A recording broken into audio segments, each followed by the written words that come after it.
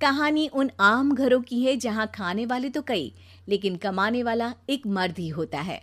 बावजूद इसके उससे उम्मीदें कम नहीं होती। देखिए जी, सामने वाले वर्मा जी कैसी अच्छी तरह से सफाई करते हैं छुट्टी वाले दिन अपने घर की, और एक आप हैं। अरे यार, उनके पास कार है, ऑफिस पास में है और हफ्ते में 2 दिन की छुट्टी होती है, तो फर्क तो पड़ता है ना। मेरी तो शादी ही गलत हो गई। अरे कोई मस्त लड़का मिलता, कमाता भी, घुमाता भी, घर के कामों में भी मदद करता, लेकिन नहीं जी, हमारे वाले को तो कमाने से फुर्सत ही नहीं, और कमाई भी ऐसी कि कोई जरूरत पूरी ही नहीं हो रही है। सुनील बेचारा शीना को देखकर सोचता है कि शीना सही कह रही है। देखने में सुंदर है, घर का सारा काम कर लेती है, उसे तो कोई भी अच्छा लड़का मिल सकता था। क्या सोच रहे हैं? भागने का इरादा तो नहीं है? अरे नहीं मेरी प्यारी बीवी, मैं तो नहीं, पर डर है कि तुम नहीं कहीं भाग जाओ मुझे छोड़कर। शीला सुनील के मुंह से प्यार भरी बात सुनकर मुस्कुराती है। आप भी ना। सुनील एक दिन ऑफिस से घर आता है कि तभी शीना कहती है, सुनिए जी, वो मेरी सहेली आई थी, सारा दिन वो लोग यहीं थे, अब जा रही थी तो मैंने कहा नहीं नहीं, मेरे पति छोड़ आएंगे ना तुम्हें, तो रोक लिया मैंने। सुनील थोड़ी देर कुछ सोचता है, फिर कहता है, ठीक है, मैं कपड़े चेंज करके आता हूँ। अरे तेरे पति को तो लग रहा है कि अच्छा नहीं लगा। अरे नहीं नहीं, ऐसी कोई बात नहीं है, रुको मैं अभी उन्हें घर के कपड़े देकर आती हूँ। शीना अंदर जाती है जहां सुनील पलंग पर लेटा होता है। अरे क्या मजाक है, वो कह रही है कि आपने मुंह बना लिया। सही तो कह रही है, सुबह से अब ऑफिस से लौटा हूँ, एक कप चाय का तो पूछा नहीं, 20 किलोमीटर जाओ और आओ, और फिर कल उसी टाइम पर ऑफिस। अरे यार, मुझे गाड़ी चलानी आती ना तो बोलती भी नहीं आपको, और कौन सा रिक्शा खींच कर जाना है आपको। सुनील अब क्या बोलता। रात देर से आता है और सो जाता है। अगले दिन शरीर दर्द हो रहा है। अरे तो मत जाओ ना ऑफिस, चलते हैं ना मार्केट घूमने, फिर पिक्चर देखेंगे और रात में खाना खाकर घर वापस। सुनील जब सारे दिन की थकान वाला शेड्यूल सुनता है तो वो सीधे सीधे ऑफिस के लिए तैयार हो जाता है। अब आए दिन शीना की डिमांड बढ़ती ही चली जाती है और सुनील उसको पूरा भी करता। लेकिन एक दिन, ए जी मेरा भाई आ रहा है, उसे 2 लाख रुपए की जरूरत है।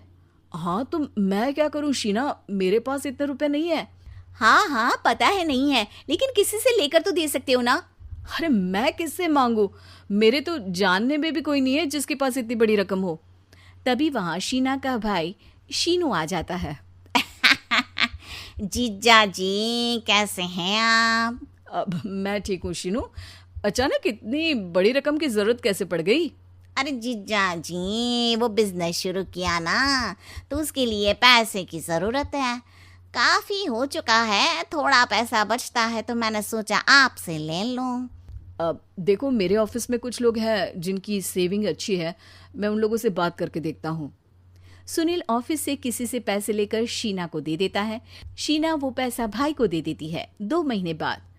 अरे यार शीना, वो ऑफिस वाला आदमी अपने पैसे मांग रहा है, कैसे दूं? अपने भाई से बोलो ना पैसे दे दे।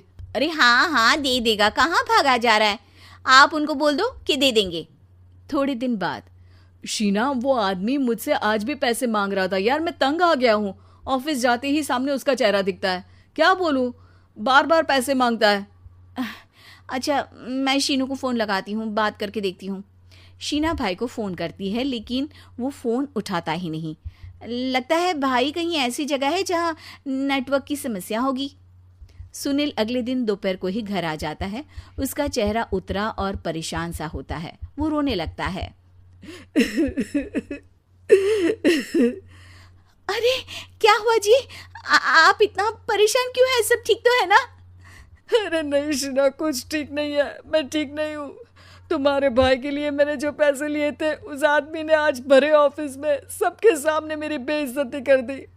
सबके सामने आज मैं कर्जदार बनकर खड़ा था। मैंने हर वो प्रयास किया घर चलाने के लिए जो मैं कर सकता था, लेकिन अब नहीं होगा। वो फिर रोने लगता है। अरे आप तो औरतों की तरह रो रहे हैं, मर्द हैं आप। क्यों, आदमी के सीने में दिल नहीं होता, या फिर वो इंसान नहीं मशीन होता है? अरे मैं थक चुका हूँ शीना, तुम समझती क्यों नहीं? मैं भी शारीरिक और मानसिक रूप से थकता हूँ, मैं भी आराम करना चाहता हूँ, सुकून चाहता हूँ। मैं अब कुछ नहीं कर सकता। कुछ नहीं। वो बैठ जाता है। शीना पति को हैरान परेशान देखकर चुप हो जाती है। अगले दिन, सुनिए, ये लीजिए 2 लाख रुपये, उस आदमी को दे दीजिए और बोल दीजिए कि आज के बाद किसी को पैसे के लिए बेइज्जत ना करे। सुनील पैसे देखकर राहत की सांस लेता है। अरे शीना, तुमने तो मेरा बहुत बड़ा काम कर दिया। अब मैं शान से ऑफिस जा सकता हूँ, लेकिन ये पैसे आए कहाँ से? ये पैसे मैंने अपने गहनों को गिरवी रख कर लिया है। तुम ठीक रहो, निश्चिंत रहो, मैं बस यही चाहती हूँ। मुझे माफ़ करना, पर अब मैं समझ चुकी हूँ कि मर्द को भी दर्द होता है। मॉडल बहू, अगर तुम्हें मुझसे इतनी ही प्रॉब्लम है तो शादी क्यों की? मुझे आपसे नहीं, बस उस फोटो से प्रॉब्लम है जो आपने सोशल मीडिया पर अपलोड किए। अरे इतनी सी बात और इतना ज्यादा ओवर रिएक्ट? ये इतनी सी नहीं, मेरी करियर की बात है। मैं मॉडल हूँ और मेरी इंडस्ट्री में कोई भी एक शादीशुदा मॉडल के साथ काम करना नहीं चाहता। इसीलिए अभी के अभी उन फोटो को डिलीट करो। नैना के गुस्से में ऐसा बोलने पर रोहित सोशल मीडिया से अपनी और नैना की सारी फोटो डिलीट कर देता है। नैना एक मॉडल है जिसकी शादी रोहित से होती है, पर उसे हमेशा हर चीज से पहले सिर्फ मॉडलिंग ही दिखाई देती है। इसीलिए वो इसके आगे अपनी शादी को भी कोई इम्पोर्टेंस नहीं देती। एक रात नैना तैयार होकर कमरे से बाहर निकलती है। अरे इतनी रात को ऐसे तैयार होकर कहाँ जा रही हो? Night club. बहू, इस तरह रात भर घर की बहू का बाहर रहना सही नहीं है। ओ प्लीज, ये छोटी थिंकिंग आप अपने पास ही रखें। मेरे प्रोफेशन में night club and parties normal है। ऐसा बोलकर नैना घर से बाहर निकल जाती है और रात भर पार्टी करने के बाद अगली सुबह घर वापस आती है, जहां उसकी सास सुबह सुबह घर की सफाई कर रही होती है। ओहो मम्मी, आप तो बहुत जल्दी उठ जाती है। चलो अच्छा है, मैं चली सोने। जब पूरी दुनिया के उठने का समय है तब तुम्हें सोना है। भला ये भी कोई घर वापस आने का समय है? नॉट अगेन मॉम, मैं आप और आपकी इन बातों से टायर्ड हो गई हूँ। अगर आपको ये सब सहन नहीं करना था तो रोहित की शादी एक मॉडल की बजाय किसी साधारण लड़की से करानी थी ना। सास को ये सब बोलकर नैना सोने चली जाती है, जिसके बाद वो सीधा शाम को कमरे से बाहर निकलती है तो देखती है कि उसकी सास और रोहित बैठे बैठे खाना खा रहे हैं। नैना भी उन्हीं के साथ डाइनिंग टेबल पर जाकर बैठ जाती है, जहां सारा तेल वाला खाना देखकर वो गुस्से में भड़क जाती है। ये सब क्या है मॉम? आपको पता है ना कि मैं एक मॉडल हूँ और मुझे अपना फिगर मेंटेन करने के लिए हेल्दी फूड ही खाना होता है, नॉट लाइक यू। फिर भी आपने सारे खाने में तेल ही तेल भर दिया। बस नैना, बिल्कुल चुप। पहले तो तुम घर में एक सुई तक नहीं हिलाती और मम्मी जो पूरा समय अकेले काम करती रहती है उन पर चिल्ला रही हो। इतनी दिक्कत है तो खुद ही खाना क्यों नहीं बना लेती? पर बनाओगी कैसे? तुम्हें तो मॉडलिंग, पार्टी और सेल्फी के अलावा और कुछ आता ही नहीं ना। मेरे भैया भाभी ने मुझे आज तक किसी काम के लिए नहीं बोला। मैंने जब जो मांगा वो मिला और इन्हें देखो, खाने के नाम पर कितनी बातें सुना दी। बस बहुत हुआ, मुझे अब यहाँ नहीं रहना। नैना गुस्से में तुनकते हुए बैग पैक करके घर छोड़कर अपने भैया के घर पहुंच जाती है, जहां उसकी भाभी खुशी से नैना का स्वागत करती है। अरे क्या बात है नैना, ना कोई खबर ना रोहित साथ में, अचानक कैसे आना हुआ? मैं तो उस घर को हमेशा के लिए छोड़ आई, दोबारा कभी वहां वापस नहीं जाऊंगी। ऐसा बोलकर नैना घर में आकर मजे में सोफे पर बैठ जाती है, जिसके बाद अब वो पूरे ठाठ बाट से अपने मायके में रहने लगती है, जहां उसकी भाभी सारा काम करती और नैना अपनी मॉडलिंग प्रोजेक्ट करते हुए बस मौज में बैठकर खाती। नैना, आखिर बताओ तो सही कि तुम्हारे ससुराल में ऐसा क्या हुआ जो तुम्हें घर छोड़ना पड़ा? बस उन्हें मेरा लेट नाइट पार्टी जाना और कोई काम ना करना पसंद नहीं था, तो मैंने वो घर छोड़ दिया और यहाँ आ गई। नैना की बात सुनकर उसकी भाभी हैरानी से उसे देखने लगती है, पर कुछ बोलती नहीं।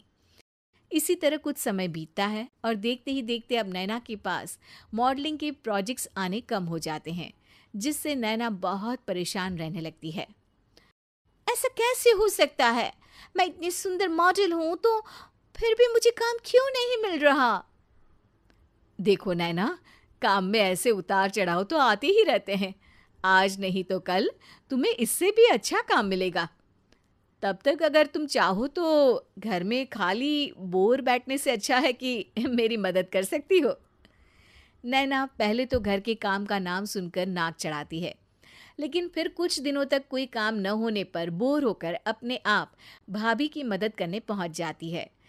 इसी तरह धीरे धीरे उसकी भाभी नैना को घर का काम करने के साथ सारा खाना बनाना भी सिखा देती है। एक रात नैना और उसके भैया भाभी साथ बैठकर डिनर कर रहे होते हैं। पता है, आज का सारा खाना नैना ने बनाया है। मैंने तो बस आज थोड़ी सी ही मदद की है। मानना पड़ेगा नैना, खाना तो बहुत स्वादिष्ट है।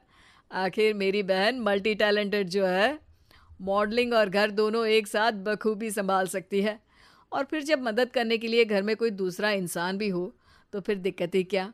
मेरी बहन चाहे तो उसके लिए कुछ भी इम्पॉसिबल नहीं है। भैया की बात सुनकर नैना को अपनी सास और रोहित की याद आ जाती है। भैया, मम्मी और रोहित ने कभी मुझे मॉडलिंग करने से रोका नहीं। वो तो हमेशा हर चीज़ अकेले संभालते आए हैं और मैं हर काम खराब करती रही। मम्मी पूरा घर अकेली संभालती है और मुझसे बस थोड़ी मदद की उम्मीद करती है, पर उसकी जगह मैं उन्हें उल्टा बोलती रही। गलती मेरी है भैया, मुझे अपने ससुराल वापस जाना चाहिए। जानकर खुशी हुई बहना कि अब मेरी छोटी सी बहन समझदार भी हो गई है। इसके बाद नैना अपने ससुराल वापस आकर रोहित और अपनी सास से माफ़ी मांगती है और बाद में खुशी खुशी अपना मॉडलिंग और घर संभालते हुए ससुराल में रहने लगती है।